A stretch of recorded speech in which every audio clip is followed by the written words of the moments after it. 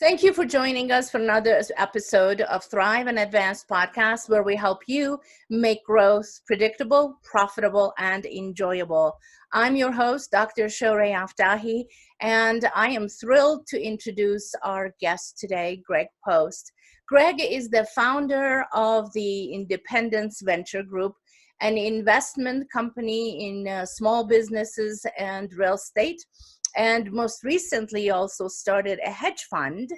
I've known Greg for many, many years, I believe 2008, and it's been an honor to learn from him, and I think that he will give his pearls of wisdom to all of you, our audience. So without further ado, Greg, welcome to our podcast.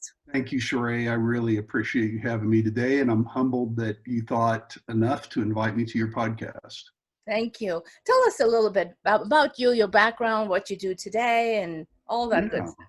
Yeah, well, I spent most of my career in the cellular phone wireless industry, starting in 1990, and it was a great industry to grow up in because of the tremendous growth in the first half of my career, and so I was able to kind of ride the wave, if you will, and had a lot of tremendous opportunities and was really very fortunate to be able to take advantage of those throughout my career.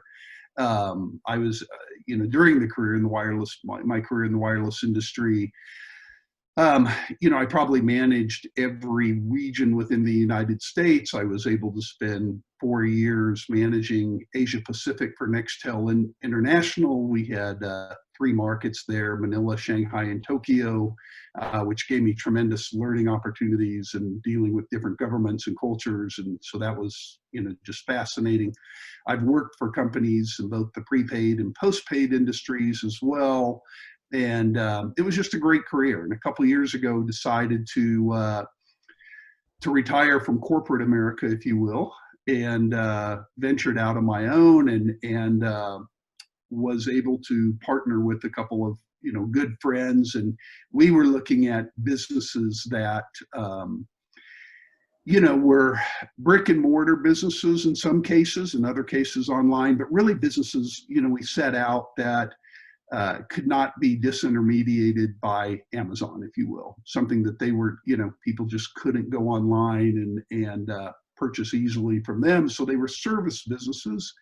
And then also, most recently, what I found out is these businesses were also deemed essential businesses. And so we were very, very fortunate to get through some of the COVID-19 issues recently and work through that somewhat seamlessly, quite frankly, and all the businesses are thriving and doing well.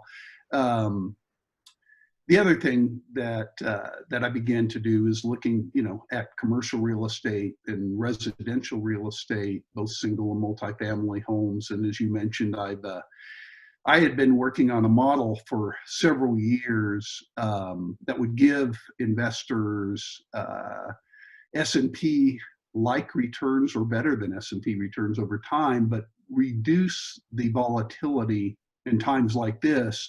So protect their downside risk. So it's a fairly complex model. I actually had to hire an MIT master's graduate to build a computer model to essentially validate all the work I had done over time myself. And anyway, we have just recently gotten the fund up and running and getting performance history. And over the next couple of years, as it manages its way through the recession, if it performs the way I believe it will and has historically for me, then I'll go out and try to raise a lot more money. But, I would say I'm an entrepreneur at heart.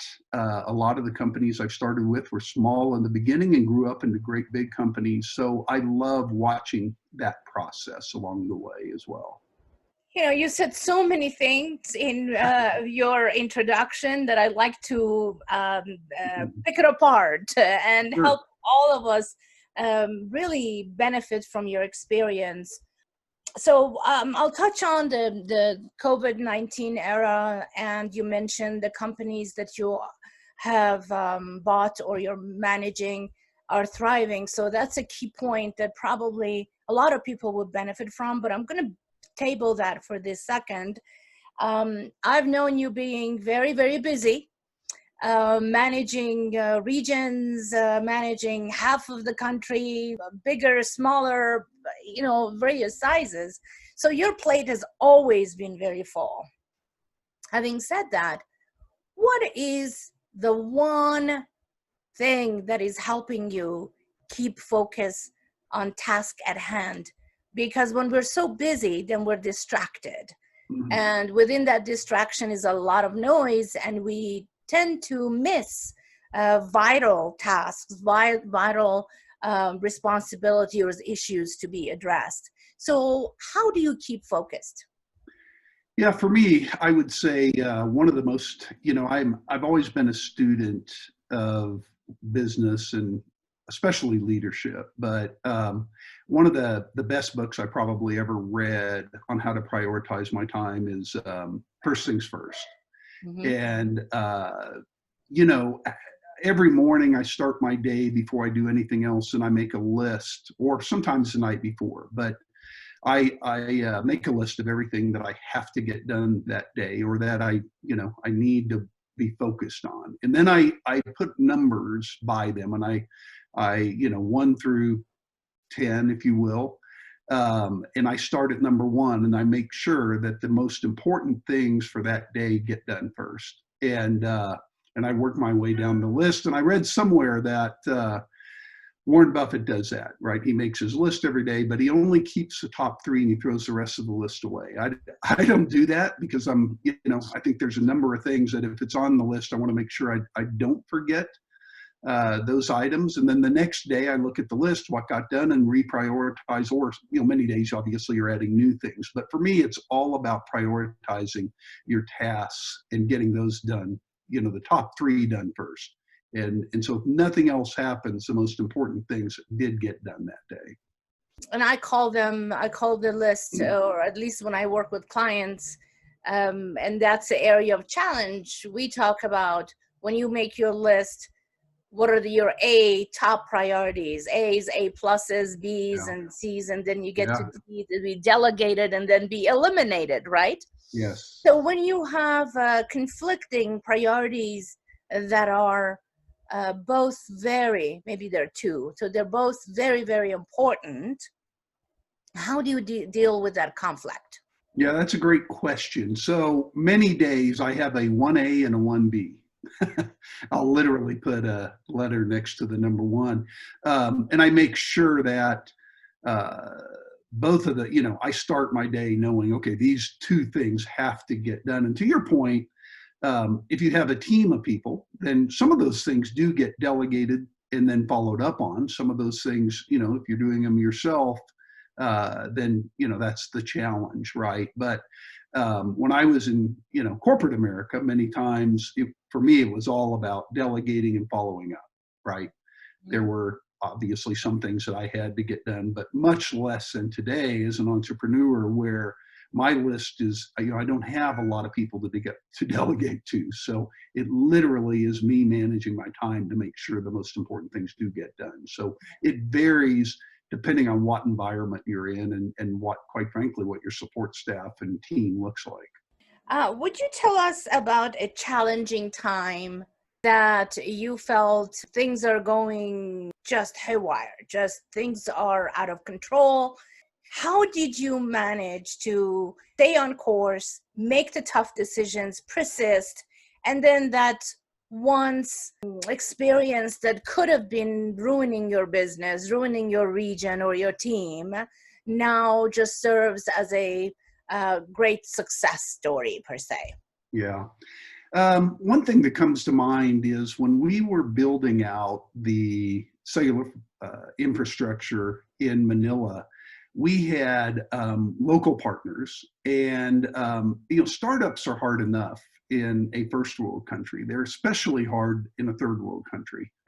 And they're especially hard when you have partners that don't necessarily have the same vision as your company. And so long story short, at one point during the process, we we ended up in a lawsuit with our partners, and they were trying, they did not have the financial means to meet some capital calls, and so they tried to slow us up, tie us up in court, and essentially not have us dilute them because they couldn't meet the capital calls.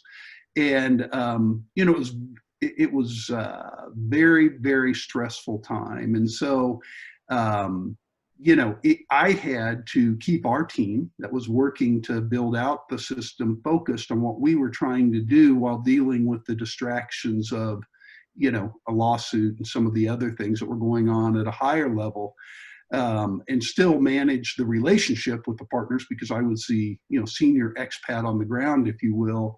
That whole thing could have unwound and been, very, very, very unsuccessful. But we managed to work our way through it with really, really strong guidance from local and U.S. attorneys.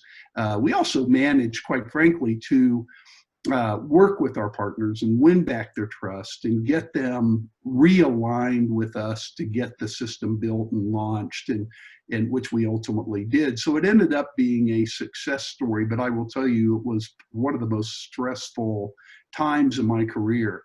And, having that whole project, I felt like it was on my back to get it successfully delivered. And so, I will tell you that the biggest part as you go through it for me was I had to remain calm. I couldn't let the team see or sense the real stress that I was feeling. And I had to, as frustrated as I was with our local partners, I still had to realize that ultimately we had to work together and get through it. And so for the first time in my career, I felt like, I was a little bit of a politician, if you will, right? I was practicing shuttle diplomacy between the U.S. and the locals, and it was difficult, but the good news is we managed our way through it, and it ended up being a good success. So what I'm hearing is managing the team and keeping them focused helped you to manage the relationships, especially in a different country with a different culture. You really have to be understanding of that culture to be able to work through it, to per se be able to work the politics, because politics don't work the same way. Absolutely. Right?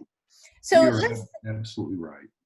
So since you touched on team, let's talk about that. I firsthand have experienced, that's probably not the best word, but you manage a team through crisis, and you keep the team still focused and enthused about what they do every day.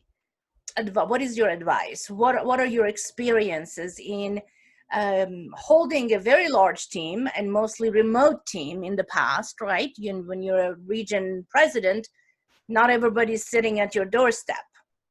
How do you manage others to get the work done the best way, whether they're directly linked to you or they're layers?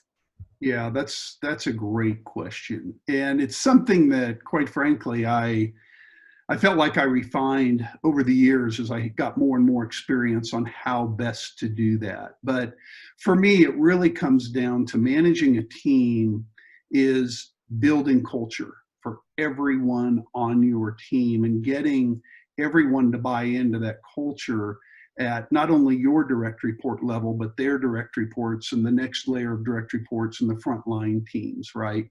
But first and foremost, we really, in my last couple roles, focused on employee satisfaction first. I'd say that's our number one goal. Is I really, really believe, a lot of people you see people's companies talk about shareholder results, returns, right? Customer first. For me, here's how I always have prioritized it: is first and foremost is employees first and employee satisfaction, because I believe happy employees make happy customers. And so I really, really am highly focused on employee satisfaction surveys and what they tell us about how we're doing, right? As in providing an environment that allows them to be successful and best serve our customers. And then, and two, I really believe that if your ESPS scores are high, they're going to recommend the company. And then your SPS, your customer satisfaction scores, are going to be equally high. And then the outcome of that is your results, right? And I always want to beat, the plan that we have for our teams. And I believe that, that's an outcome. It's not, your first goal. It's a natural outcome of having, happy employees and, customers that are satisfied and become big fans and recommend the business, right? And then, you will meet your shareholder goals as well. So for me, those are the big three, but then how do you do that, right? So you have to set up a process, a systematic process that enables you to execute that. And so what I mean by that is I believe there's a daily, a weekly, a monthly, and quarterly rhythm to every business, right? And so what has to happen every single day to get this buy-in, to build this culture? And so some of the things that have to happen that I believe are, real small, quick huddles in the morning with each of the managers and their teams on what the priorities are for today, what they're working on, listen to their employees, right? But just remind everybody, right? This week, this is what we're trying to implement. This is what we're trying to do, right? And then the other thing I think that's really important on a weekly basis is the managers, the leaders have to have one-on-ones with their employees. Employees, many times in many companies, don't get the opportunity to meet with their manager on a regular basis. And I think that's absolutely critical. Some of the other things that I think have to happen on, throughout the week are, I really believe in having, myself, I had a call every week with the leaders down to, I would say probably 2 levels below me, my direct reports, so that they could hear directly from me on what we're working on, what's important, just to keep the team aligned on what we're trying to do. And again, many times it was culture related. The other thing that I'm maniacal about is sharing best practices. When a team, develops a process and procedure or best practice, I think and you can measure it. You can see that, yes, it is working, right? It's not just something, it's a feel good, something you're doing, but it really is something that is impacting the organization. I think you have to share that. I think you have to productize it. And I think you have to roll it out to the entire region or company. And so that's the other piece that, we tried to do on a weekly basis as well, is pick, one thing that we were focused on and working on and share that best practice and then go back and measure it, in the following weeks and talk about it. And how is it getting rolled out? How is it getting executed? We felt like that was really, really important. And when we would get that one piece, perfected, then the next step was, okay, what's the next thing that we want to introduce and get the teams working on, right? That's really important to our success. And so, as again, on a weekly basis, those were a couple things we did every single week. The other thing that I think is important on a monthly basis is to recognize your top performers, right? I think everyone in an organization loves to be recognized. And you do that for 2 reasons. Number one, to make people feel really good about what they're doing and how they're doing it and that they are a top performer. But number two, show the other employees and people within the organization what's possible. Because a lot of times they don't believe certain things are possible until they see other people do it. And so I think recognition is extremely important. And then last, on a quarterly basis, in public companies, the CEO, every quarter has their earnings call with Wall Street, right? And they talk about the results of the company. And so one of the things that we implemented was to have quarterly ops reviews down to the store manager level. Let's just say, for example, at my last company, Sprint. And I would go meet with each of the store managers on a quarterly basis, and we would talk about their business. And the reason I did that is not necessarily to just focus on results. Really, the reason we did it is to teach the managers how to think about their business, how to develop business acumen, to speak about their business in front of senior leadership, and to develop, their skills in doing so, right? Because typically they don't get that type of individual interaction. We would have, for example, if I'd fly into a city, all the managers get together so they could all see each other present. They could learn from each other. We shared best practices, but it was more of a learning opportunity than it was necessarily to just talk about results and numbers, right? So that's something that we did at every level, right? And we did it at the region president level, right, with Marcel Leclerc, our CEO, and we did it at, and then every level below me down to the front lines. Lastly, a couple of things that we did is, as we focused on employee satisfaction, we spent a lot of time trying to teach our young managers how to become leaders and not managers, right? A lot of young managers think their job is to manage processes and procedures and manage people, right? As opposed to lead people. And there's a big difference between the two, obviously, right? And so we did a number of things with young managers to get them to understand viscerally what it meant to be a leader. And so, there's a great video called The Leadership Crisis that we would always have a new manager watch before they ever took over a team. And that video talks about the importance of being a leader. And it also talks about 7 out of 8 people in the United States feel like they work for companies that don't care about them as people, right?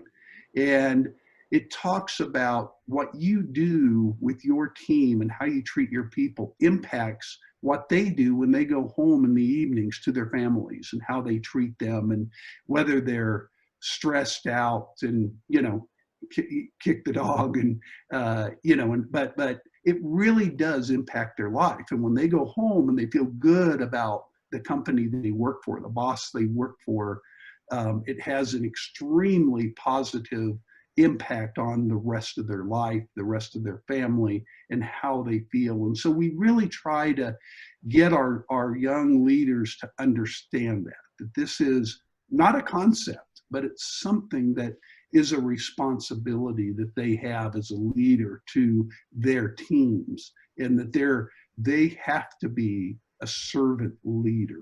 They are there to serve their employees. Their employees are not there to serve them. And so we spend a lot of time talking about what that means, what the responsibility is, what that looks like. And again, like I said, we really try to get them to understand that at a visceral level versus a conceptual level. Right. Yes. People don't leave jobs. They leave bosses, right? Correct. Yes. And if you care about people, then truly that's where engagement comes in, when people feel that they're part of something bigger than themselves. Absolutely. And what they do, regardless of function or title, counts. Absolutely. That's what creates. You'd be surprised, and you get it, Sheree, but you'd be surprised how many companies, how many managers don't get that, right? Yes. It seems like a very simple concept, but it may be the most important thing for companies and managers and leaders within companies to understand, first and foremost. Right. Thank you. Let's go back to what you had mentioned earlier about managing through, two-part question. What are the most critical skills that a business leader should have in general? But as we know, our normal has changed and we have a new normal. With the pandemic, things have to be done differently. And sometimes, in some cases, focuses have to be different than what we were focusing on before this pandemic. So if you could share with us your understanding and your wisdom about what are the most critical skills for a senior leader or for leaders in general to actually have to be successful, and what are those critical skills today if they've changed any? Yeah. So I'll go back to one I was just talking about because I think it's so important, but I really believe first and foremost, a leader has to have empathy and they have to be great listeners, right? Mhm. They have to understand, uh, by listening, what is going on within the company, what's going on with their customers so that they can uh, implement change rapidly. So the other important skill I believe is, a sense of urgency, the ability to turn on a dime, right now, right? So many companies had to change overnight and equip their teams to work at home versus coming into an office, right? And Right, so right. being able to put processes and procedures and, a lot of people that were used to coming into a call center, get them laptops, set them up, so that they have the capability to work from home and at every level, right? And then so being able to shift and very, very quickly and turn on a dime, the sense of urgency, being able to manage change is, for me, those are the big two probably. I don't think they've ever changed, but obviously now it's more challenging than ever to make that happen.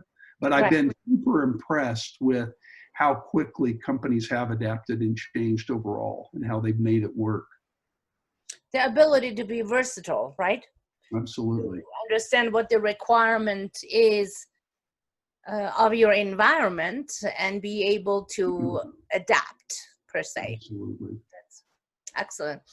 All of us have mentors. You've been a mentor to many, many people, and you still are. What is a lesson you learned from a mentor that you feel has had a lot to do with your success as a leader?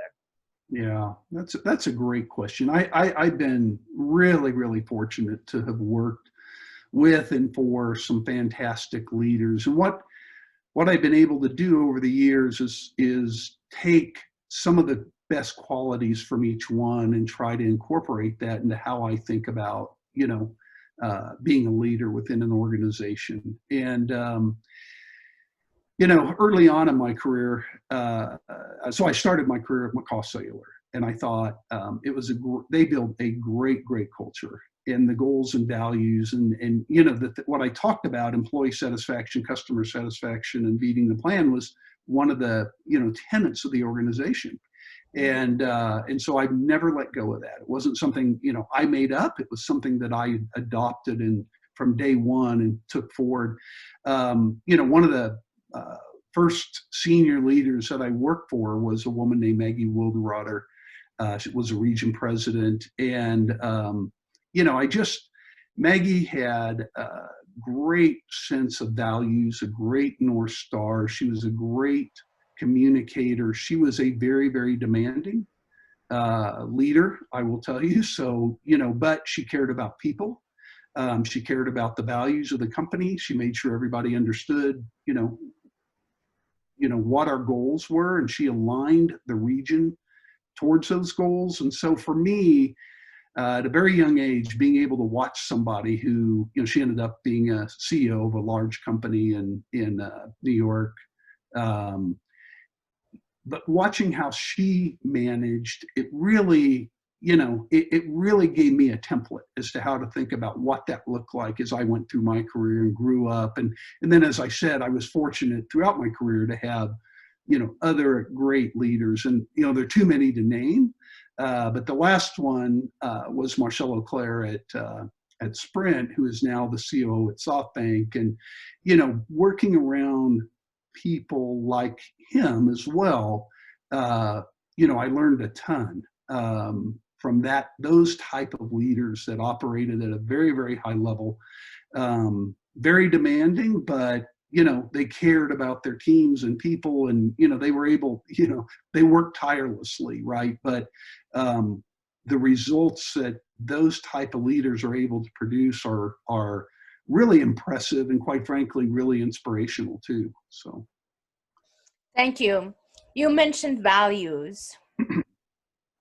How do you, or what is your experience in creating strategies that are value driven when you are at a senior leadership position that is responsible for so much?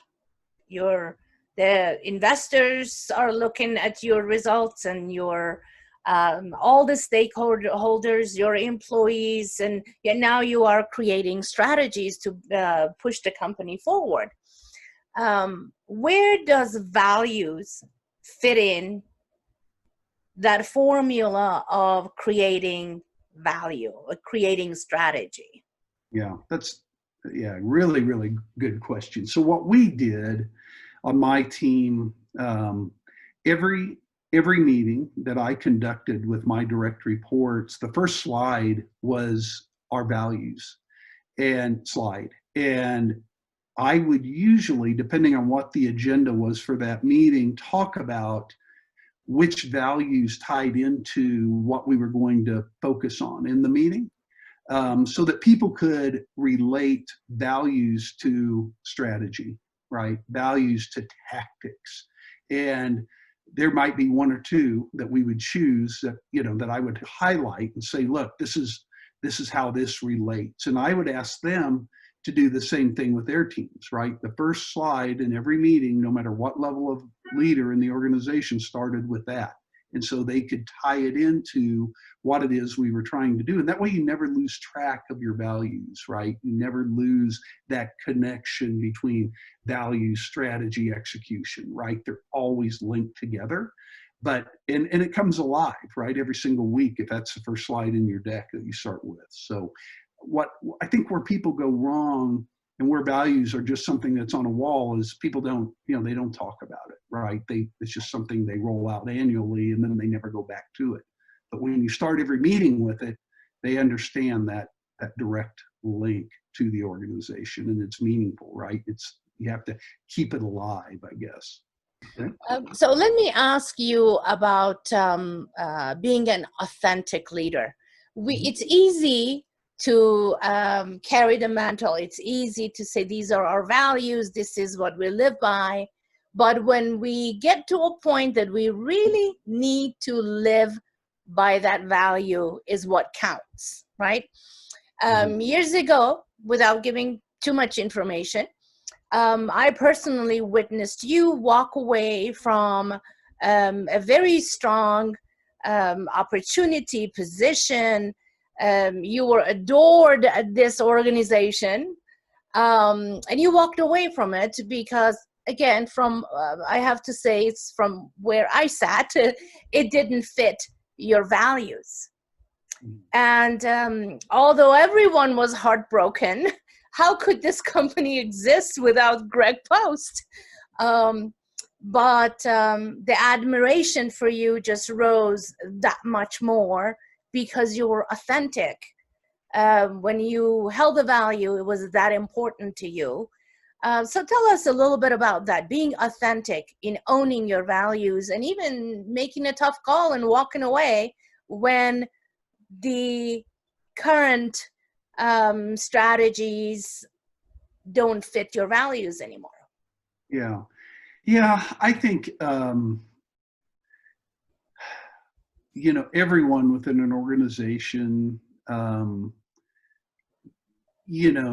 struggles with that at times, right? I'm not unique. And I think, you got to be able to look yourself in the mirror and say, does this fit my value system? Is this what I want to be doing? And it's tough, right? As you said, Sheree, because you spend a lot of time and energy developing your teams, developing relationships. And so, but there are times in your career when if there's a misalignment to what you want to do, what your values are, and what the path the organization is going down, that, maybe it's best for both to step away, right? And so, as I said, it's, for me, culture is first and foremost, and it's, and whether,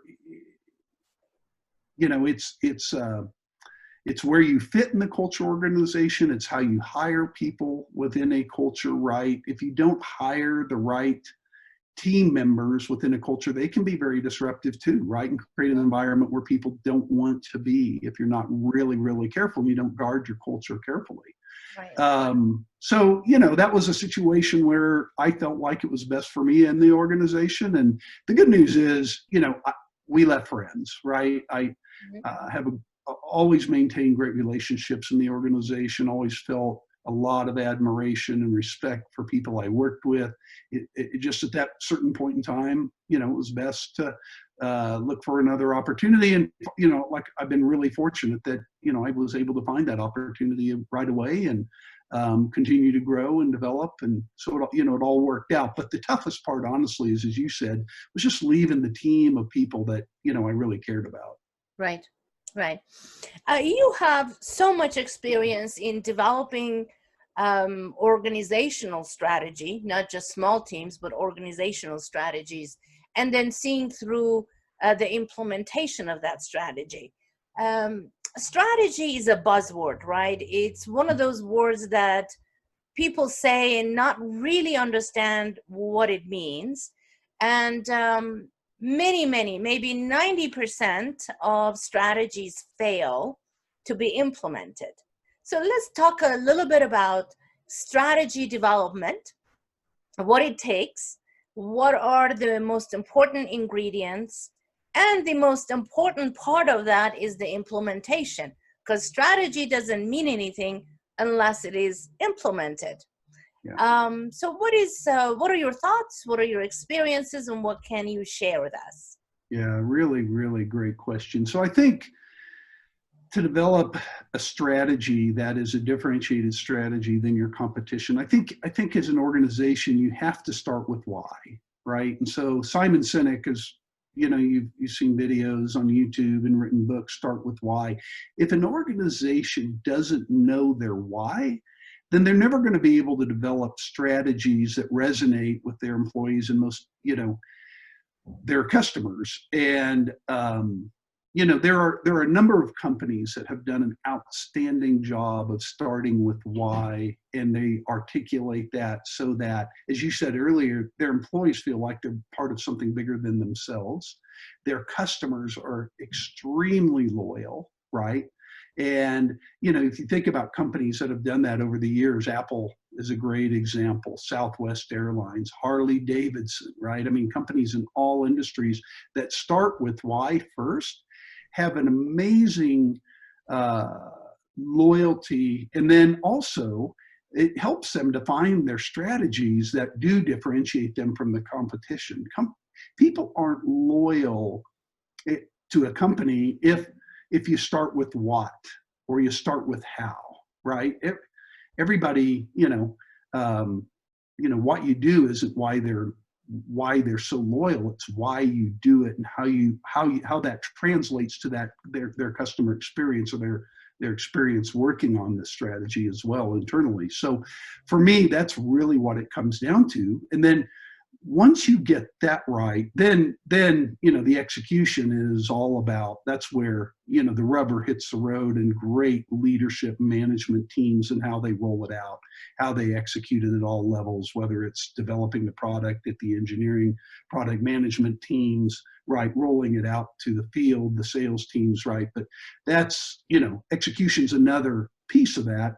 But if you don't get your why right, nothing else is going to matter. Like, I'll give you an example. Let's just look at Southwest briefly. So, Southwest, when they first started, they were a low-cost airline, right? And they appealed to the everyman, and their competition in many ways was giving people the ability to travel that typically in the past had not had it by air. Right? A lot of their competition might have been bus or car, right? And so they they articulated that you're now free to travel around the country, right? And they created a great customer experience. They still do today, right? No baggage fees, no change fees, right? They're just the most customer centric company in that industry. And you know, you look at United had a low cost airline. I think it was called TED. Another one was called Song. All these low cost airlines that popped up failed, right? Because they didn't have a why, they just had a what. We're going to be a low-cost airline and we're going to have cut rate service and fares, but people didn't, you know, it didn't appeal to people like Southwest, right? They won over the hearts and minds of their employees who have a lot of fun and service, you know, and when you're on the plane servicing their customers, and the customers became extremely loyal to the experience that they provided, right? And then they executed it, you know, flawlessly. They had one plane, right? They simplified their product. You know, they did a number of things that were real critical, but that's one example. Another example from my industry was, you know, when T-Mobile rolled out the Un-carrier strategy, right? Highly differentiated strategy. It really talked about their why. They were trying to disrupt. You heard John Ledger talk about the arrogant and broken cellular wireless phone industry, and people related to that, right? So there's a million examples, but first and foremost, it starts with your why. Yes. My last question. Okay. Or maybe one to last. You went from corporate America, although you have always been an entrepreneur at heart, and that's how you grew your business within corporate America. Mm-hmm. And now you have become an entrepreneur, not a corporate America, right? I myself left corporate America, became an entrepreneur, and boy, there was a great learning curve to how to go from that mindset to this mindset. How does it work? Tactics are not exactly the same. Definitely the pocketbook is not the same, at least for me. Tell us about that experience, and what did you learn? What was the probably most difficult part of that learning? And how did you make it work? Yeah, gosh, you're full of great questions. It really was one of the probably the most challenging things I've ever done in my life, was going from corporate America to either trying to start companies or buy companies that were small, and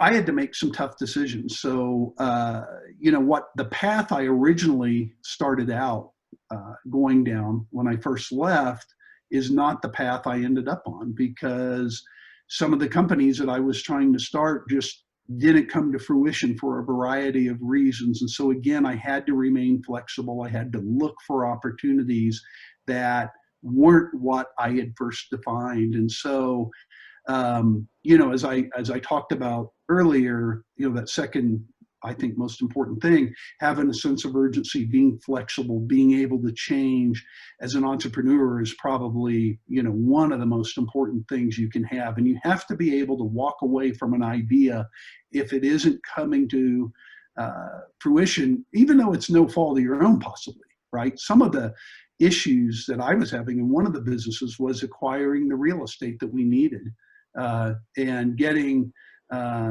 permits for the business, and a number of things that were out of my control, but they drug on long enough that I decided, I found a company for sale, and I'm going to go pursue that, right, as my next company that I was working on. And so you just, sometimes you just have to be able to change gears and direction, even though that's not the way you set out. Now, I will tell you, there are times too, I'm working on things right now where you also have to have just stick-to-itiveness.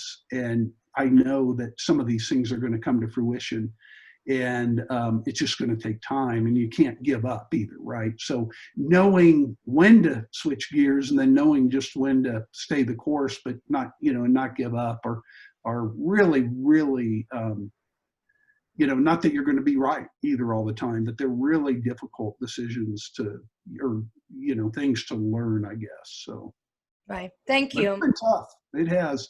But I will tell you, it's extremely rewarding working for yourself too. Yes, it is. Yes, I agree. Thank you so much. So what is it that I haven't asked that you feel our audience should know? Say that one more time. Sorry. Sure. What is it that I haven't asked that Uh, you feel our audience should know, that you would like to share with our audience because you feel it's important? yeah, I don't know. I mean, one of the things for me, just personally, is you can never ever stop growing and developing, right? I think you never arrive, right? It's a journey. And I'm at an age where some people my age are starting to talk about retirement and slowing down, and I feel like I'm just getting warmed up, right? Like I'm just hitting, the peak, my stride, and I haven't even started to think about that because I have goals I haven't reached. I have things I want to do, and so I think don't ever feel like you arrived. Don't ever feel like, Arnold Schwarzenegger wrote a book called Stay Hungry. The book really wasn't that itself wasn't that interesting, but when you look at him and the example that that he's done throughout his career, he's changed and reinvented himself from a bodybuilder to an actor to governor of California, right, and continued to grow. He never gave up. And so I think really that's the message, right? Is just you have to continue to reinvent yourself. The world is going to change. You're not going to stay the same, and you have to continue to grow. And somebody asked me the other day, hey, when are you going to retire? And I said, well, Warren Buffett's 89 years old, and he's still going strong. So maybe when I'm 89, I'll reassess and see how I'm doing. But I think that's one of the most important things is I just see people take their foot off the gas pedal and begin to slow down, even when, quite frankly, they're in the middle of stages of their career. And I just don't think you can do that and be successful. So Right. There is a hidden message in what you just said. If you love what you do, yes. you will continue doing it. Yeah. And I normally say, well, I stop working one way or another until they put the last nail in my coffin. I mean, I don't have any reason to stop because I love what I do. I enjoy it. It's not work. When That's right. work becomes not enjoyable, that's when we start thinking, oh, well, maybe it's time to hang it up. Thank you so much.